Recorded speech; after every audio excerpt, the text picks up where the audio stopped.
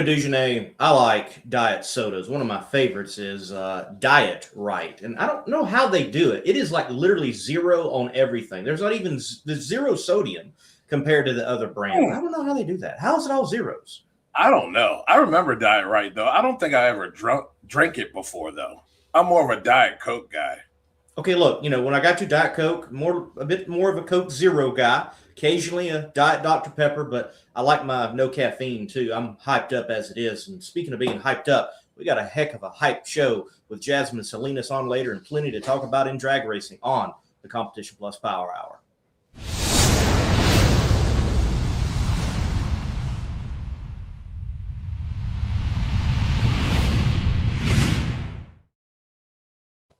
And live, ladies and gentlemen, the Competition Plus Power Hour over there. Mr. Dujanay Bland, host of the Not Bland Show. Yes, he'll be live later this evening. And yours truly, Lee Kraft, a.k.a. the Monday Morning Racer for CompetitionPlus.com. Thank you, Bobby Bennett, for the platform. Dujanay, we're fully in it now. Doesn't matter what weekend it is. There's drag racing that happened and drag racing that will take place. Yeah, man. It's no more, off weekends anymore. It's really nice to have all this drag racing going on. It's really crazy how much now we have at our disposal, that the fans have at their disposal. And I also think about the fact that with IHRA getting things done and now having their full season, it's really cool that for the first time in a long time, folks who have Nitro can go race their Nitro dragsters, funny cars, whatever, at another sanctioning body and get those laps. It's been a long time that has happened. So that's got to be good for the teams that are starting or trying to build their programs. Look, with what Chris Graves developed with the Chaos brand, Funny Car Chaos, Nitro Chaos, now even Fuel Altered Chaos, and then now the International Hot Rod Association coming on board, and then the tried and true National Hot Rod Association, you have people that are seeing what you can do. And I think one of the teams that is showcasing how you can do it is Joey Haas. The Haas team, Nimrod Racing, they have a Nitro funny car. Well, they compete Nitro Chaos with that hot rod with Mike Kern tuning it, and they go win a Nitro Chaos championship. They enter some races last year along with some match racing in the International Hot Rod Association, build up some funds. You can do that actually in the IHRA, and this year they're making a much larger pool in the International Hot Rod Association, continuing to build that program. They don't have the small trailer now. They've got the stacker. They've got more parts. They've got more pieces. There's a new body. They did some merging with other brands and brought on more partners as they are continuing to work towards possibly making some NHRA starts. Maybe not this year, maybe not next year, but that is in the plans for them. You've got that ability now to take those stepping stones out there in drag racing. I don't think we've really had that in a while. Yeah, it's been a long, long time. And I think it's really, really good for just the sport of drag racing as a whole, because we are starting in an NHRA to see, 14, 15, 16 qualifier not be, a first round buy, so to speak. You can think of them that way if you want to, and you'll end up on the trailer. So now you're adding all this in to it all. And when they show up now and they've got these extra laps, the big boys, their butthole puckers up a little bit when they got to go up against these cars and these little smaller budget teams, because they've got these laps now, and it's going to make a huge difference in the overall, product. And I love it. The PDRA, Professional Drag Racers Association, they were able to wrap up a round of racing and then roll right into another round of racing. And they completed now into, I believe it's their third race of the season. That's what we're looking at. Anyway, Tommy Franklin, winner in Pro Nitrous. That's not odd. And then party time, Jason Harris picking up the win in Pro Boost. And the PDRA still going strong and putting on some of the best door slammer racing and best high-speed bracket racing that there is. Top sportsman and elite top dragster in the PDRA is a whole nother level. Yeah, and it's cool to see Jason. They're running so well, and they're really a dangerous group if you take them lightly. And when they're on, they're on. So that was really cool to hear that he got the win. But yeah, it's some of the greatest like door slammer stuff outside of the Winter Series that you can find out there. So that's it's awesome to see. Well, we already mentioned the IHRA in the opening with mentioning teams able to take stepping stones, Joey Haas and Emerald Racing.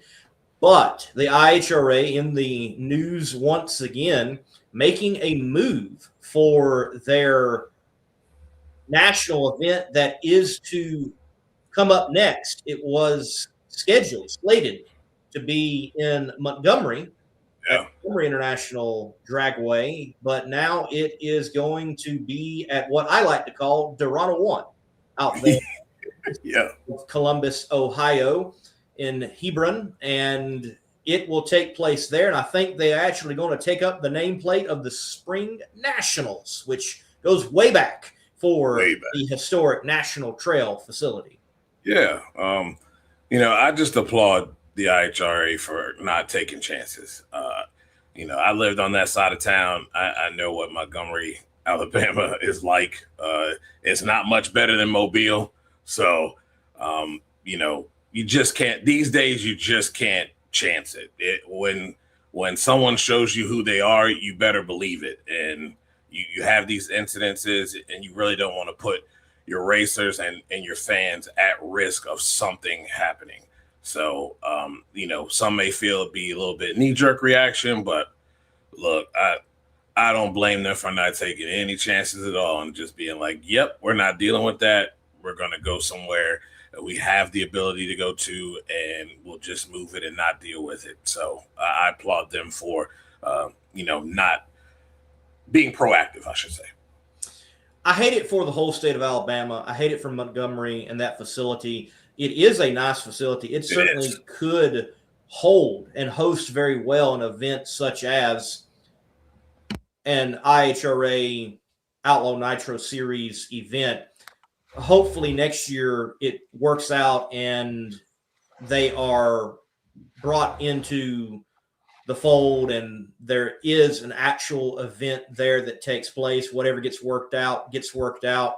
You never know. It might become a viable option later on anyway. The IHRA is not so rigid that they can't make these moves. They will make the moves necessary that they feel they've got to, and that plays in their favor. And I'm sure that the competitors, well, look, we're still dealing with a lot of competitors that are situated out of Brownsburg, Indiana. Brownsburg, Indiana, down to outside of Columbus, Ohio, is a lot shorter distance than Montgomery, Alabama.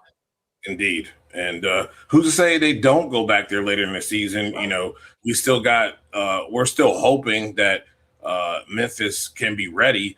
But if there's any hiccups, then that could be a viable option. Also, Atlanta is another one that we're waiting on as well. So, we've got time, but there's things that can happen that can slow up progress. And they may very well go back there later in the season. And speaking of slowing up progress, and not to have a knock on the IHRA, so glad that they've purchased these facilities. But the last time that I swung by Memphis, there were some buildings that were tore down like the day after the grand opening, but not much is really that visible to the facility. I swung by Atlanta Dragway when I had opportunity coming back from the Southeast Gases Association opener at Shadyside Dragway, and there looked like there hadn't been anything done to that facility. You got to wait on permits and you got to do things right. And sometimes the wheels, the gears and the cogs and all of that takes a while for it to get spinning, even though people really want these things to come online. Well, look, briefly, before we get to our Weldon High Performance Guest of the Week, which is Jasmine Salinas in our next segment, the National Hot Rod Association with the 500 cubic inchers, they've been making some sweeping changes, not just scoop changes that, they haven't been quite sounding the alarm with, but it's out there, and you can read more information on competitionplus.com and other places as well. But get your drag racing news on compplus.com. But yeah, we've got Mopar and Ford and a little bit more allowance. Yeah, I'm glad that this is a possibility. That at this point we've gotten to a stalemate, and that's the worst place you can be, especially when it comes down to a class like Pro Stock. There's really not much innovation. Everybody pretty much runs exactly the same, or very close, and that's just boring. And at the end of the day, I think many speak of this, but like to get back to it being more factory stock, pro stock, like it's supposed to be. And if this is another step to get us closer to doing that, then great. Because at the end of the day, we need people being able to innovate and find a way to get an edge and be different. And we've got to find a way to get these different manufacturers out here onto the racetrack so that they can be seen. Because, Pro Camaro isn't always fun. They're just different colors, bro. Like, we need variety. So whatever it takes to get that variety, I'm happy to see it done. Well, folks, someone who's definitely working hard to stay out there on the track is Jasmine Salinas. We've got her up next. She is our Weldon High Performance Guest of the Week. And I say it routinely because it's true. Weldon High Performance, they make pumps for airplanes. When you're in the air, you don't want your fuel pump to fail. So if they can make it for the air, they can certainly make it for your high-performance application down the strip. Weldon High Performance.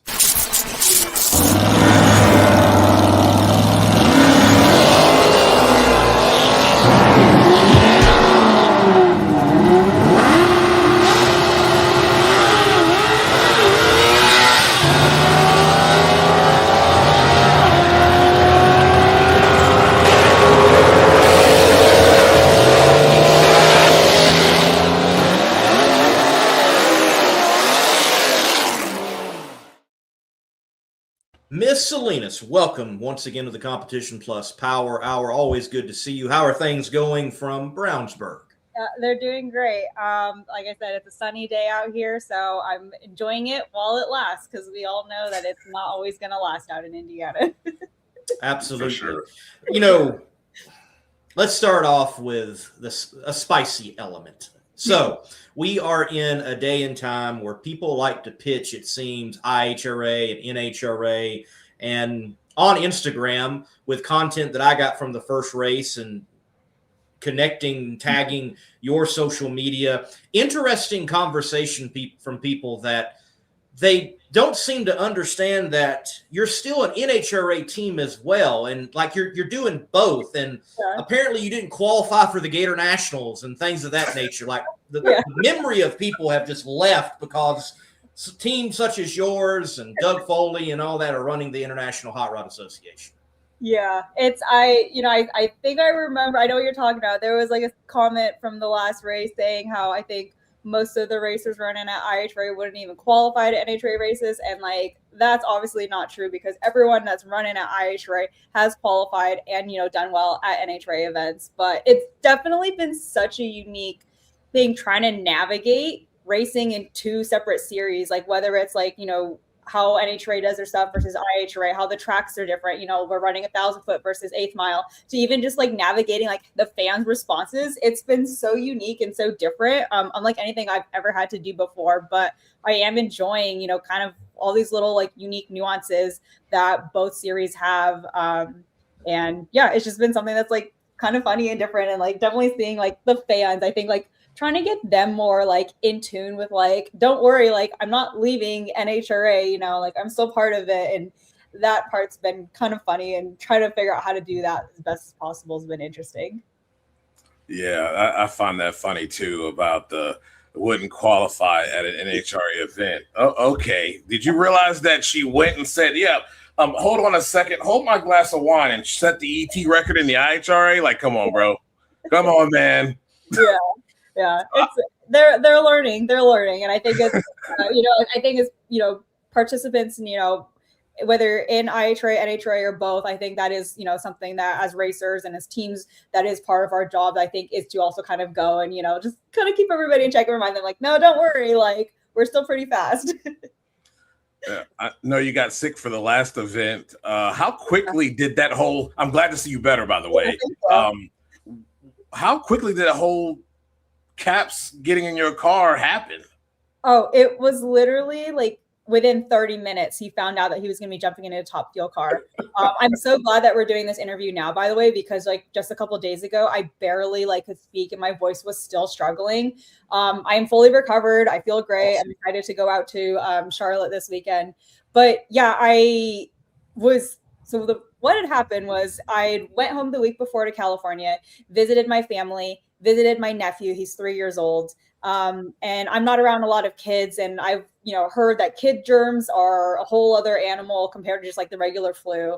And the first day I'm home, my nephew comes up and like coughs right in my mouth. I was like, oh great, I'm gonna get sick. And so I'm trying to amp up on all of this vitamin C, but I ended up getting really sick. Ended my trip early just to come home because I knew I had an upcoming race. Slept for like 2 days straight, just like lived off of like NyQuil, trying to sleep it off. And we kind of had a conversation even before the race, was just like, should we start looking for a backup driver just in case? Because I was taking a lot of medication. I could barely like walk around. I was feeling really dizzy. And then had some food in me after a couple of days. I was like, okay, let's try to see if, I can get out there. So we flew out to the racetrack. And again, that whole day while we were there on, I think it was Thursday, I was sleeping at the hotel all day. Then Friday, I get to the track and I'm sleeping in the tow vehicle all day. And where it's like, I think it got to the point where it's like, we were kind of starting to get nervous. And I was like, okay, Jasmine, just like toughen it up. Like, you got this. And then I went to do my warm up, and I think when they could see that I could like barely turn my fuel on and I was like so dizzy and shaking, they're like, okay, like we got to figure something out. So they ended up like secretly like taking me over to, there was an on-site paramedics, and they gave me an IV, and they were trying to like pump me up with fluids just to try to see if there's, anything they could get me like race ready. And then in the meantime, Todd ended up texting John Caps, and he's like, hey, are you still on site? And he was there that weekend racing because he was supposed to be driving a funny car. And so he came over and they fitted him in the car just to make sure that he would fit. And then they kind of like went over the procedure, like how everything would go, or our procedures. And he's like, okay, I got it. But at the time, he was supposed to be driving the funny car, and funny cars were going to run, and then dragsters were going to be right after. So we're like, shoot, like maybe we can try to see, like, can he even do both categories? And this was kind of one of the things where it was really cool that I know it wouldn't happen at NHRA, but IHRA actually made the call and allowed him to be able to participate in both categories if he wanted to. So they made a call because they didn't have a rule in place at the time. And so they said, if he wants to race funny car and then get Top Fuel Dragster, we'd probably have to, do just one round of qualifying. And then I don't know what happened on race day, but they made the call and said he was allowed to do that. As luck would have it though, his funny car wasn't going to be ready to even do qualifying. So he didn't have to go and, make the choice between jumping in and out of both cars, even though I'm sure that would have been super cool.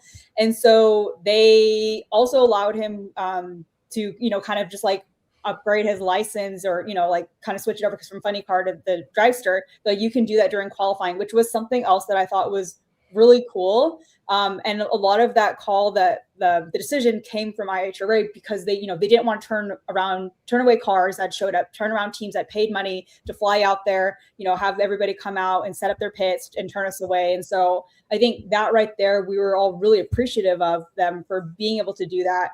And it definitely started a conversation within IHRA about, the rules of what, it's going to look like moving forward when you do have, a driver stepping in for somebody, whether it's for a medical reason or somebody has to step out, like what are those rules going to look like? Because at the moment right now, they didn't really have an answer. And so they're kind of, figuring out, which is something that is unique, coming from NHRA where they've been around for 75 years. So they already have the rules and that's it. And versus IHRA, it's like, we kind of like with them and have kind of, got to be like a test, example for them of trying to figure out in real life and real time what was going to happen. But yeah, literally John literally had 30 minutes to like figure out how to like get in the dragster and then hit the gas. And I can only imagine what that would have felt like. I know, you know, he's driven so many things. I also learned he's a stunt driver and has such an incredible, you know, resume of things that he's drove.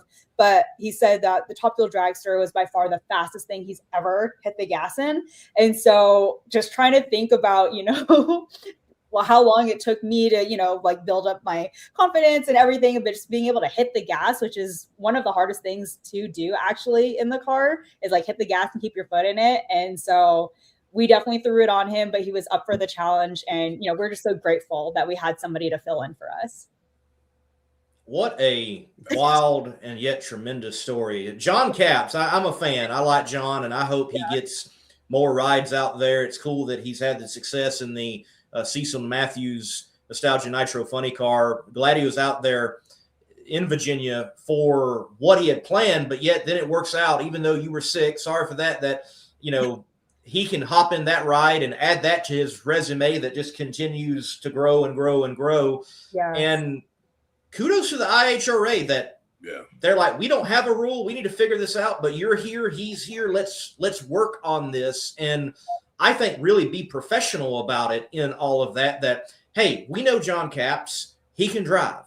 And we know this team is capable of helping him in this situation too. And let's you all field in your capabilities on an International Hot Rod Association track. That is a good move by them. Yeah, absolutely. Yeah. I mean, it wasn't like we were just, you know, like found some random person off the street. We're like, hey, jump in the race car, you know, like I'm pretty sure, you know, the conversation would have been different. But yeah, I just think just knowing that we were ready to go, like the car was ready to run. It was just looking for a driver. John Capps has, you know, more than proven himself in his resume.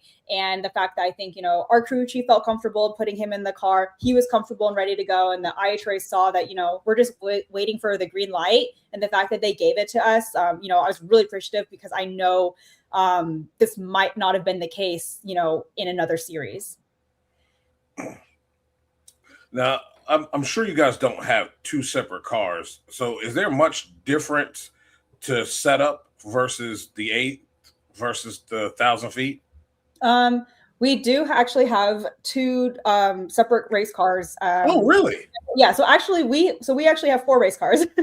We have 4 race cars because when my dad was planning, you know, he was racing, and so I'm running in his full operation, but we had kind of built everything up. So we have a full second operation kind of sitting around, and we always travel, except to IHRA races so far, we've generally traveled with a spare car. So that part's nice. But as far as like, you know, changing much up, I mean, the way we kind of would set the car up almost is like the same thing as like, if there's things that we know we want to test, you know, like we know the car's going to shut off. We have the front wheel sensors that shut the car off anyway. So there's nothing crazy that we're really changing around.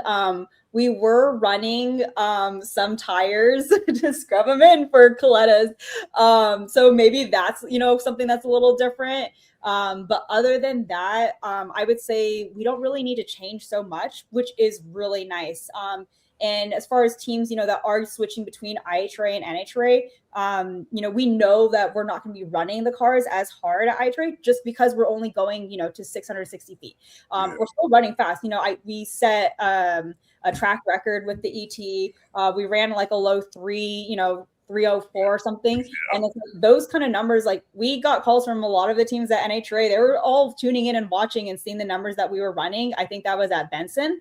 And so, you know, NHRA teams are paying attention and seeing what's happening. The track prep's been really great so far at the IHRA races. So we're able to throw down some really strong numbers that would translate into really strong runs if you were to do 1,000 foot. But either way, you know, we're still saving and like, you know, not really hurting our parts as much because we're shutting it off early. So that part's really nice. And you don't really have to change anything else beyond that. And it's really, really great for teams like ourselves, you know, where we can't, you know, try to run 1,000 foot. You basically double your costs coming out to a race. And when we can go still be competitive and run the hard numbers, but save on your parts, which is the number one thing that you're going through most in drag racing, like that really ends up saving you money in the long run.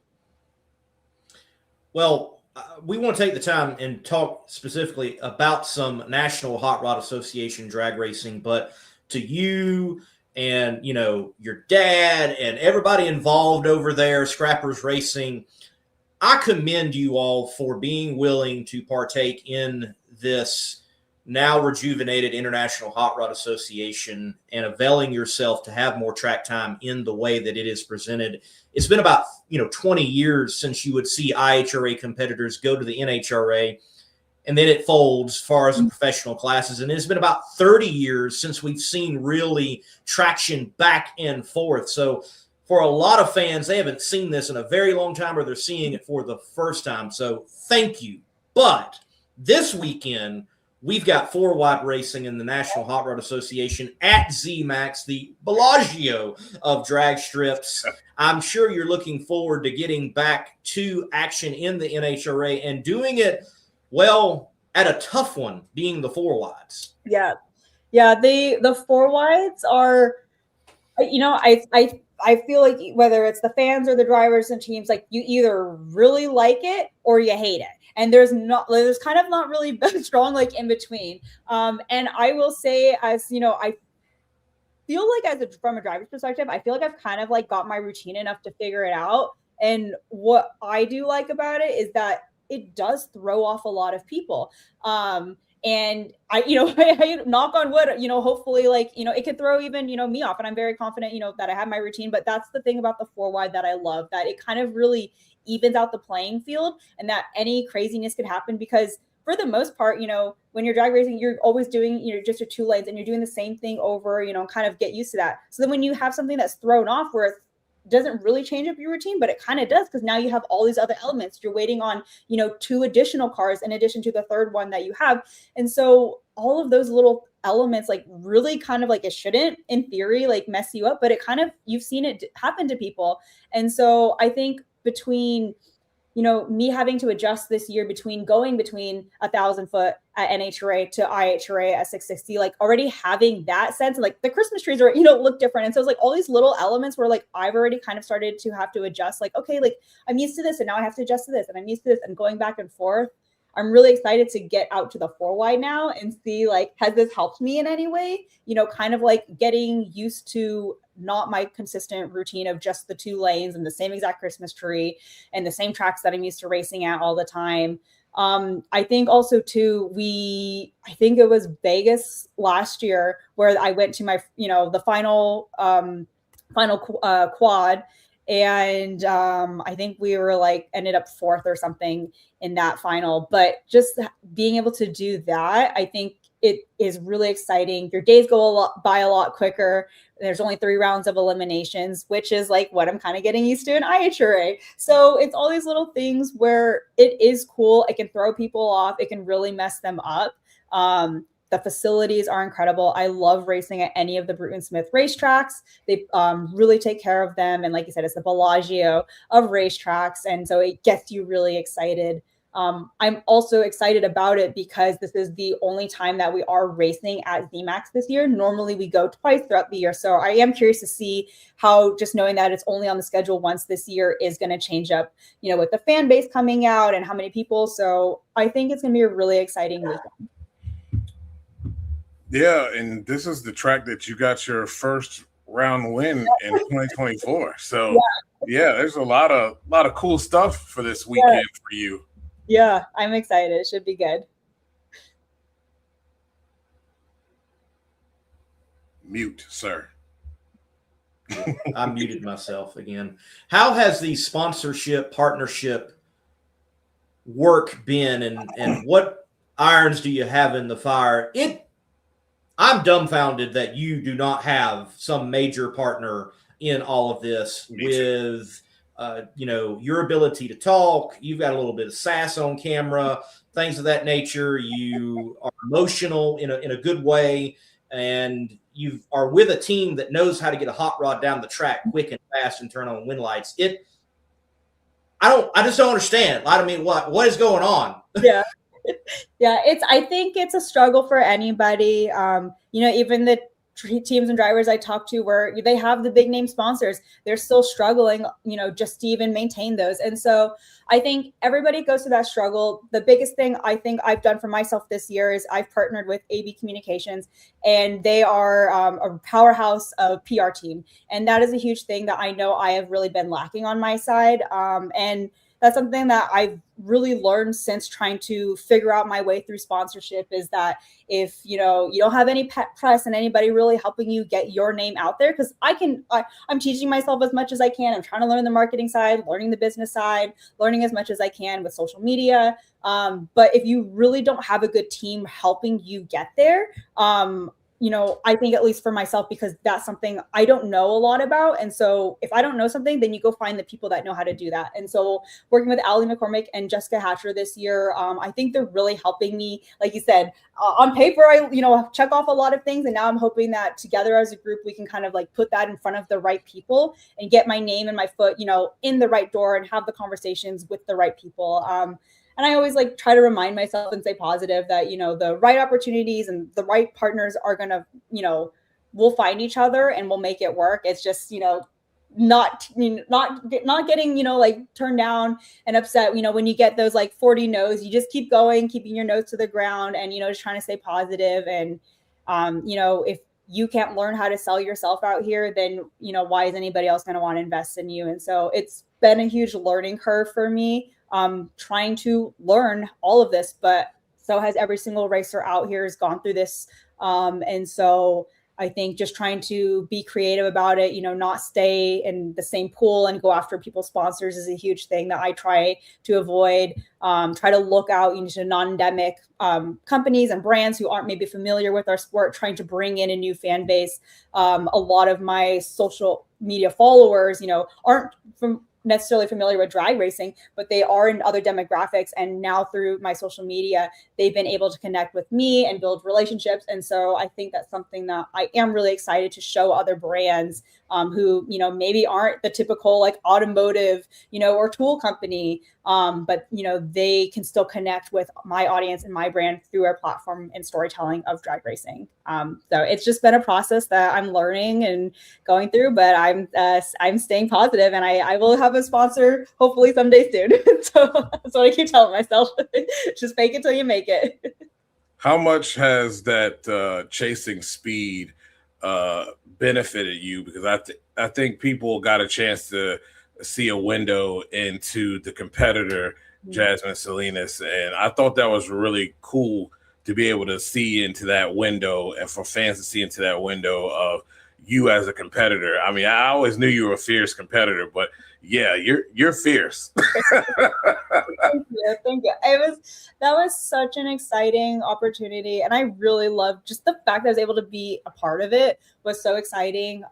But yeah, like I said, I think what I've always tried to do with my social media is when I look at other drivers, and I grew up, looking up to these people, and they, just looked like these bigger than life, superheroes to me. And then as I started getting to know them, through my dad racing with them and competing against them, I was like, wait, these are just normal people. And I'm they have all these cool backgrounds and stories. And I connect with this person, because they're a father or they have a sister or all these different things. But it's those stories never really got told a lot at the racetrack. And especially, it's hard to tell that when you're doing a live, TV showing of a race.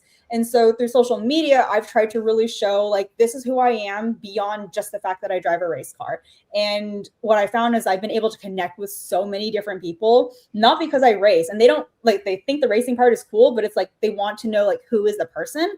And that was so special. What the Vice series did was that it showed it didn't just show these are cars that are going, they're in 30 miles an hour in 3 seconds. These are the drivers, that are doing that. And this is the mindset that goes through it. And so all of the feedback that I've received so far from every single person that's watched it has been so positive and so heartwarming and supportive. I was definitely very vulnerable to have somebody follow you around for an entire year and show the ups and downs. And last year was a really challenging year where we did have to park the program, and I was, questioning all of everything that I've been working hard for, and in front of everybody, we kind of just watched it all kind of fall apart, then slowly work its way back up together. And to have the film crew following me and being able to look back on it now and like see all these moments that they captured, I'm really grateful that they caught it. And sometimes I'll just kind of look back when I need motivation to keep going and keep pushing. I'll watch these little moments where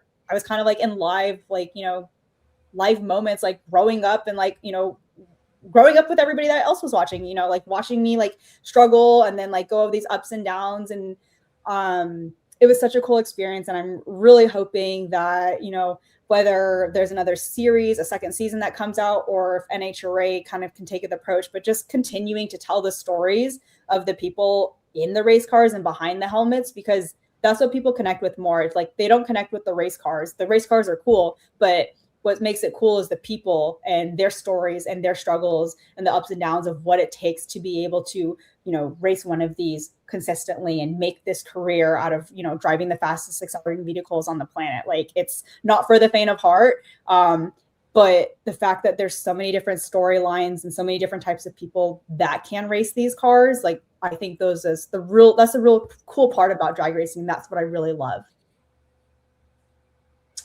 Nicole Clark asks about the new to you crew chief, Mr. Okahara, a part of the program. How's that going?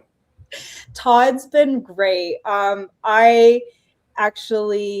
So we've known Todd for a long time, which has been really great. I've had a relationship, with him and his wife, Robin. She works with our hospitality side, and Todd's and my dad have been really great friends. My dad, he's like one of the few people my dad like actually likes to go and get dinner with when he's ever out at the racetrack, which is really funny because my dad's just like very like picky. But I've gotten to know Todd for, I think, maybe 5 or 6 years, maybe more than that.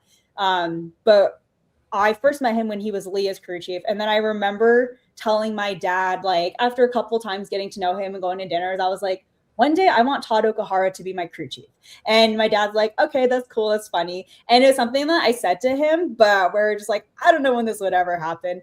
And then this year, when we kind of realized there was we were looking for a crew chief, and, it just kind of opened up where Todd was looking for a position with a new team, we were like, this is the moment. Like, this is where we have to make it happen. And it's been really exciting. I've been very fortunate during my very short time racing Top Fuel so far to have worked with very incredible and very well-rounded crew chiefs. But getting to work with Todd this year is exciting. Not only does he have knowledge about the race cars, but his time working at DSR is really, really very big for us, because it's been about 2 years now where I've been trying to learn also the business side of racing and learning how to be a team owner. And so all of the knowledge that Todd brings over from DSR has been really helpful in helping us learn how to kind of implement new systems and how to kind of run the race team. And just all of that together, plus the fact that, we can sit in the lounge and he can share all of this knowledge of all the different racers that he's worked with. Ones where he was licensing, ones that have had so much years of experience. He can share that and convey that knowledge with me. And for me, I kind of look at it as getting to learn about anybody else's experience racing is like, more like seat time for me, more learning experience for me. And I'm really excited. He's been really great energy. And I think, this year we're going to have a lot of fun together. That's awesome. Is there anybody on your team that you worked with before as far as the crew guys? Yes. So Adam Cave is our assistant crew chief. He's also kind of like general manager of our team. He's been with our race team for a long time. He's also my boyfriend, so that helps. But then we also this year we brought back Cole Fergan. He's our car chief, and he was with my dad's team for several years as well. So just having 2 people already that have spent, I think almost 6 to 8 years working with Scrappers Racing and understanding our program, understanding how we do things, and understanding the family is a huge thing as well. I think it helps when we are flying in people now where I'm maybe not so familiar with them, but we have people that have been here around long enough and can kind of, set the tone for this is how we do everything over here. And that makes a huge difference. I got one more for you. I think this is going to be really cool this weekend. You and your sister are going to be helping Richard Gatson with his big brother, big sister weekend this weekend. Tell us a little bit about that and what you guys will be doing with those kids. Well, this is going to be my first weekend having them over, so I'm actually not really sure what to expect. But I've gotten to, get to know Richard through obviously my sister Gianna competing against him, and just his story and his demeanor and his family. They're such really great people, and I was so happy and excited to see when he won the championship last year. And so also just hearing, kind of his connection to the Boys and Girls Club and having them come out. My sister and I, we always try to find ways where we can, whether it's connecting with the local community or anything with kids. I think that's when you're just happen to be older sisters and grew up in a big family. You're always trying to do something like that. And so when we did hear that Richard Gatson was planning to bring those groups out more and have the kids come out more to drag races, that's something that we just automatically knew we wanted to be a part of, and also show, my sister races on the bike, get to show the top fuel cars, and kind of give the kids the full weekend experience. So I know they're coming out Saturday. I'm probably going to have them come into our race pit, give them the full tour of the race rigs.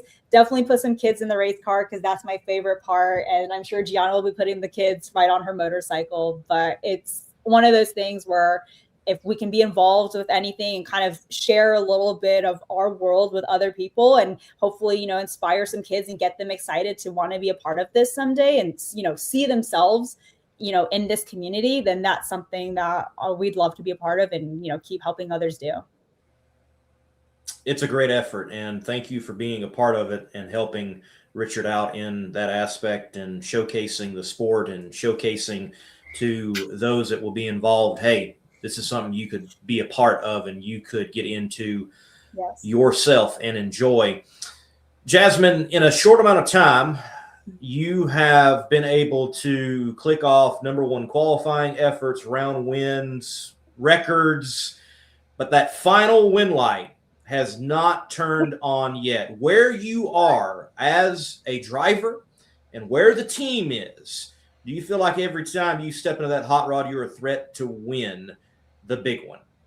I 100% do. I feel like I've always had that mindset whenever we go out and race, is that if you're not showing up to win, then you shouldn't come out and race at all. But granted, sometimes if your car's not fully there, or if you as a driver, you're still working on some things, that you want to win, you're hoping to win, but statistically, the cars might be stacked against you. But this year, I think between, getting more seat time, this is my third year racing Top Fuel, my confidence is coming in, and the race car, I think we've got it pretty much figured out. The program that we have, the crew that we have, it's really awesome, because whether it's IHRA or NHRA, every single time we show up, the expectation is we better be in that final, and I better be turning on that win light. I'm not counting on the race car, I'm counting on myself. And that's kind of something that I think has been really cool to see me transition into over these past 3 years.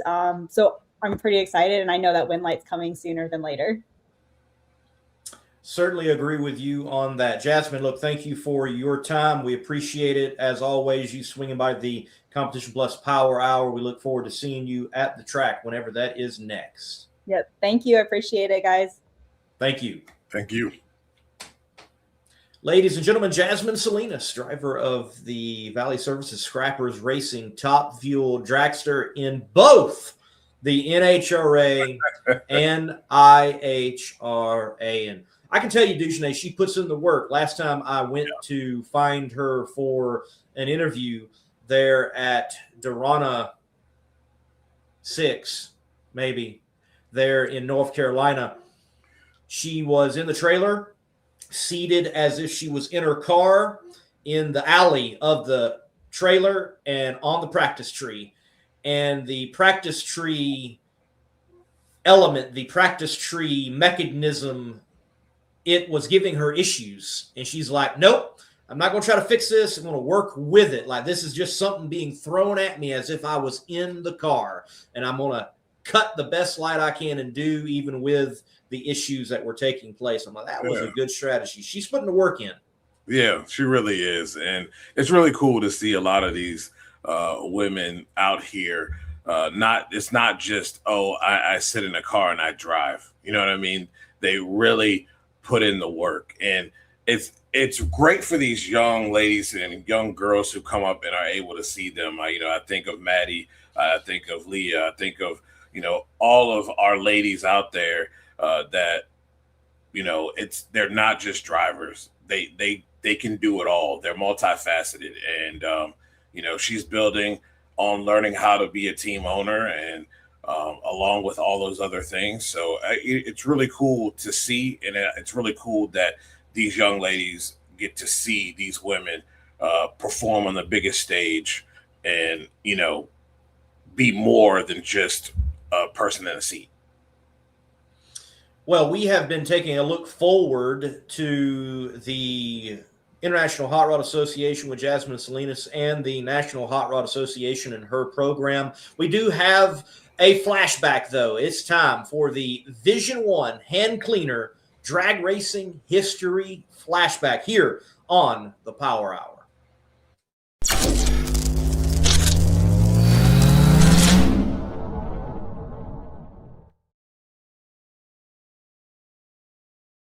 Against Dale Funk from Radcliffe, Kentucky. All right, Duchesne. Out of his fire mask we're looking in helmet.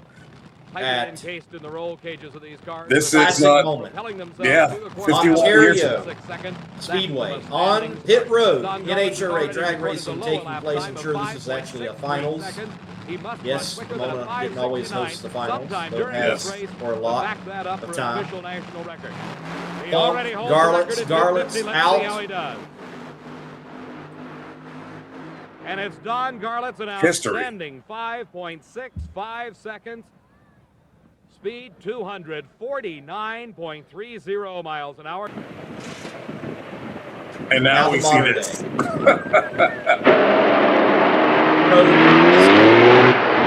John Langdon, the pass. 345 miles per hour. Yes. So in the flashback, we also then bring it forward. Thank you, Vision One Hand Cleaner, for sponsoring that segment. Don Garlett's there putting up what today are pro mod numbers. Yeah. In a nitromethane burning top fuel dragster. That is how far it has advanced. Yeah, it's and ridiculous. Continues to advance. And by the way, that was in the quarter mile, 1,320 feet. Yeah. And Sean Langdon does 345 in 1,000 feet. 320 feet less. And folks, yes, 320 feet less is a lot. Yeah, it really is. And it's true. Ontario was ahead of its time being a multi-use facility. NASCAR, IndyCar, NHRA drag racing. It was, we talk about ZMAX being like a Bellagio. It was the Bellagio of everything back in the day. It really was. It really was. It is amazing, though, where we are now. It's like I bought that speed limit sign. I can't even tell you what year it was. I just know what year it was. David Baca was still racing. His signature is on that thing, and you just bought it in 350. It was just kind of like it's just neat, right? Like, no way we'll get here. Well, we're here. It's pretty amazing. Right. I mean, I can remember watching and it's still being celebrated, people making their first 300 mile per hour pass. One that sticks into my mind, Kristen Powell, she making her first 300 mile per hour pass. That is one that sticks in my mind. You had people for a while that they had not eclipsed that yet, and yet there were stellar performances happening, overall, and the sport continues to advance, and we're past that barrier, and yet people were still trying to get over that barrier. And then you would later on, it's like, oh wow, 330 was just absolutely asinine, and how could we go any further? And again, that was still at a day and time of quarter mile racing for the nitromethane burning top fuel dragsters, and now 345 in 1,000 feet. It's nuts. It is nuts. It's amazing they can do 330 in 1,000 feet. to let alone be 340 mile an hour. It really is nuts. It's crazy, but it shows shows the knowledge and the skill of these crew chiefs that are out here that are tuning these cars to these numbers. You know what I mean? It really shows the intelligence, and it's something that they've just continued to like chip away at. Just when you thought they couldn't do something else, when they moved back to 1,000 feet, we all thought that things would slow down, and they figured it away. It figured it out pretty quickly and got them right back to 330, and now we're beyond that. It is a remarkable thing to see. It is remarkable, and just think, 340 happened, 2 years ago now? First time with Bob Tasca there in protesting, and now we've got a 345 by a top field dragster. And if I remember correctly, listening to Brian Lone's the NHRA Insider podcast, he talked with Sean Langdon, and Sean mentioned that they didn't hit everything quite right on that. Yeah. There's more in that hot rod under those conditions. So the possibility of 345 plus, it's out there. It's out there. And I can guarantee you, if you look at the wheel speed sensors, they're already at 350. Certainly. Yes. Yeah, they have to be. So yes, because it is over a distance of 66 feet before the 1,000-foot marker that you have the speed trap. Remember, folks, if you want to know the distance of your track, just count the blocks. Count the blocks. It's that easy. Just like Count Von Count. Just count. That's all you got to do. Yep. That's all you got to do. Well, moving on here on the Competition Plus Power Hour, we'll take a look at our cool video of the week. And it is a segment that is one where we're going to have some help on this one. We've got people jumping in and doing some reaction along with the action that we're about to see.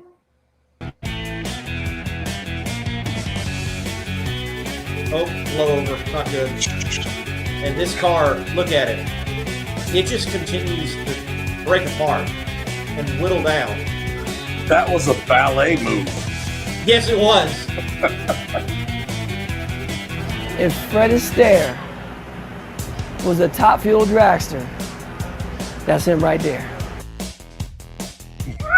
That's great. Yeah. Power wheelie, and then he goes full on Tara Lipinski. On the tires. Man, that made me dizzy. Oh, Lord. Oh! That's some dancing with the Star Top Fuel style right there. On the excellent style. And what's cool is the rear tires came off and the engine.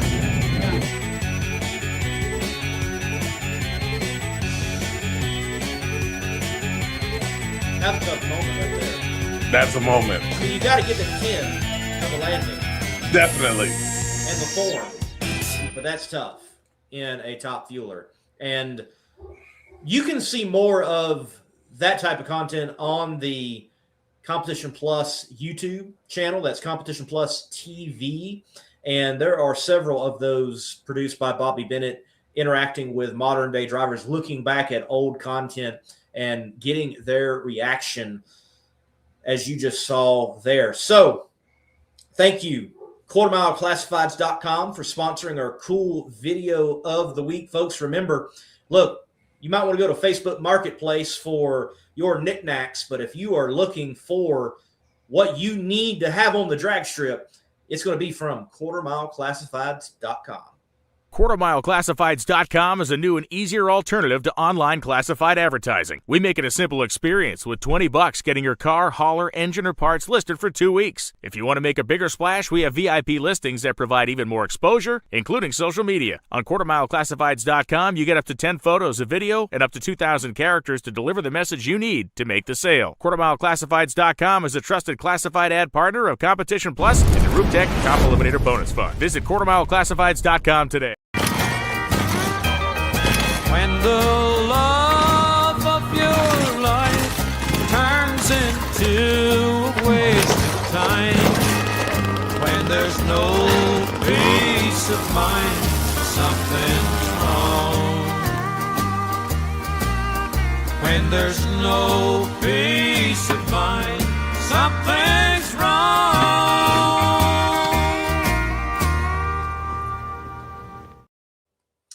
Having the right fuel does matter. Appreciate It does. VP Racing Fuel stepping up. And they do have many other products beyond racing fuel that you're going to find at your racetrack, or occasionally you might even find it at your local gas station. I know just down the road from Anderson Motor Speedway in Anderson, South Carolina, technically the speedway's in Williamson, South Carolina. Someone drew the line weird, Yeah. Imagine that. Nonetheless, just across the bridge on exit 27 there in Anderson County, there is a gas station that sells VP Racing Fuels because they know right down the road is the racetrack, so people can get it.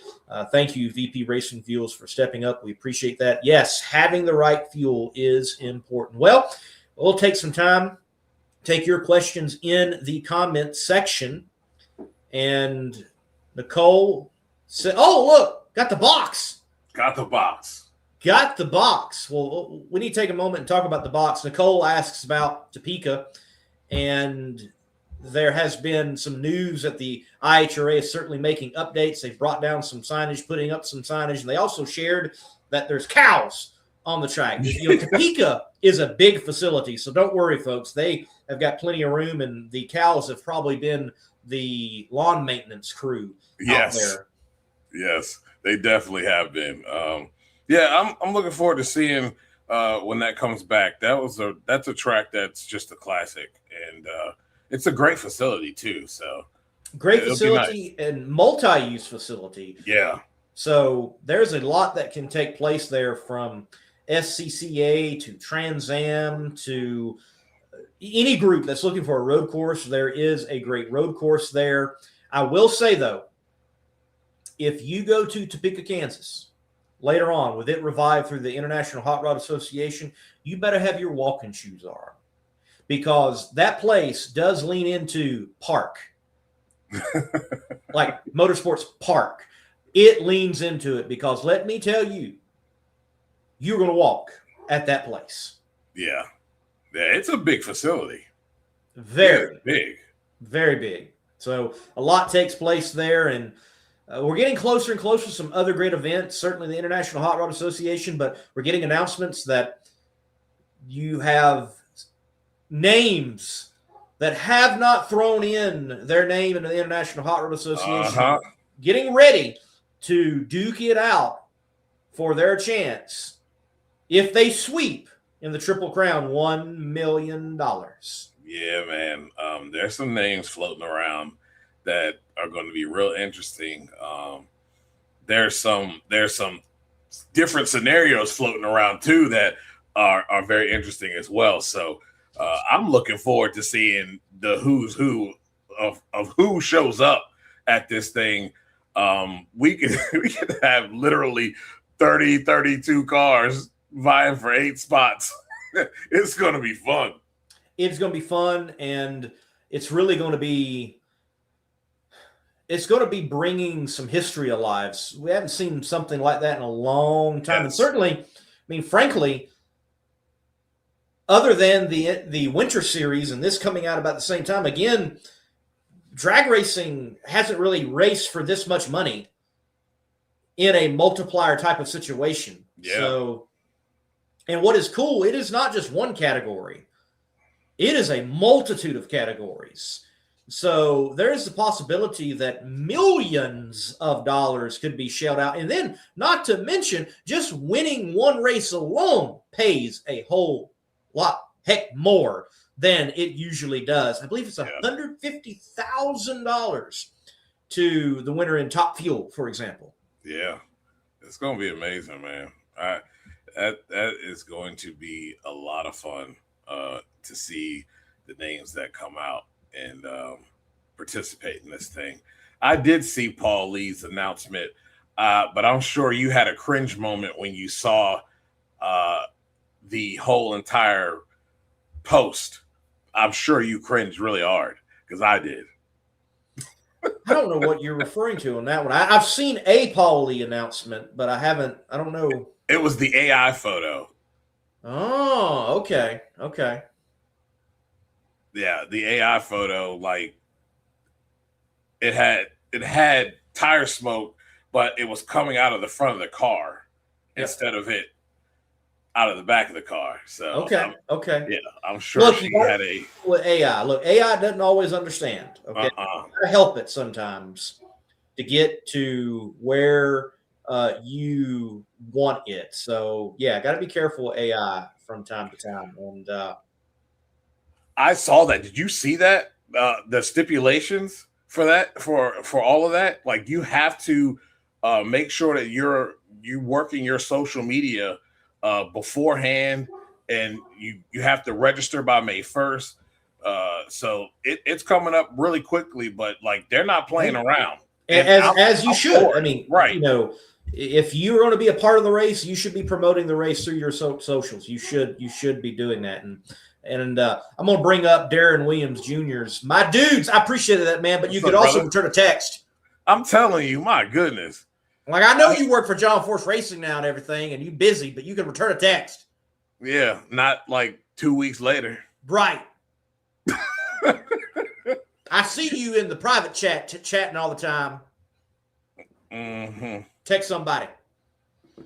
Too big for us now. That's right. Love you, man. Love you, man. Ladies and gentlemen, look, thank you for tuning in here at the Competition Plus Power Hour. It's been another good show. Great to chat with Jasmine Salinas. Going to be a great time. NHRA 4 wide at ZMAX Dragway, and there's plenty of other drag racing taking place. I know Brainerd Motorsports Park, there in northern Georgia, they are going to be having a nostalgia weekend this weekend. There is drag racing taking place all across the country. Mm-hmm. I don't know all of them, but it is happening. Get out to your local track. If you are not able to go to the national event, there is plenty to support, plenty to see, plenty to take in. Look, I'm even thinking about participating. So I keep learning about the tracks around me and what is now my home in Middle Tennessee, and not necessarily southern Middle Tennessee. I feel like we're like central middle. Nonetheless, there's Etheridge Drag Strip in Etheridge, Tennessee, and they have a dedicated daily driver Friday night race. That's so awesome. I'm like, man, I need to go get some racing on and just not tell my wife and take the truck and hope nothing breaks and get in there and do the Brett Kepner thing and see what, because man, it get an itch every now and then. Want to go do some racing again. It's been a while since the junior dragster days, so go put the F-150 in competition and see what happens. I might need to do that. So Coyote swapped the Hyundai. No, I'll just go race the Hyundai. It's got a turbo four-cylinder. You can get up on the wheel. You can do it. You know, we'll see. But folks, get out there. Go race yourself, man. Drag racing, you can do that. That's the beautiful thing. Get out there. That is. Go enjoy it. Folks, thank you for watching. Till next time, I'm Lee Kraft, a.k.a. the Monday Morning Racer, and over there is Mr. Dujournay Bland. Watch his show. That's coming up here in, about an hour or so, 30 minutes actually. Go watch him on the Not Bland Show on YouTube. God bless and keep the pedal to the metal. Reliability to drive thousands of miles. Confidence for those who fly high. Redline oil products give you the power to crush the competition. And a track record of being the best. Redline oil products. You push it to the limit, we'll protect it.